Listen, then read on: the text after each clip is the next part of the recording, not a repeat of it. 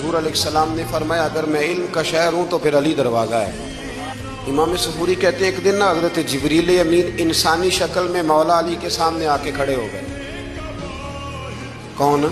جبرائیل علیہ السلام۔ حضرت جبریل امین کھڑے ہوئے انسانی شکل میں، تو کہنے لگے علی یہ بتائیے کہ جبریل اس وقت کہاں ہے؟ انسانی شکل میں، اور مولا علی سے پوچھتے ہیں۔ تو حضرت علی نے پہلے اوپر دیکھا، پھر نیچے دیکھا، پھر دائیں دیکھا، پھر بائیں دیکھا، پھر آگے دیکھا، پھر پیچھے دیکھا۔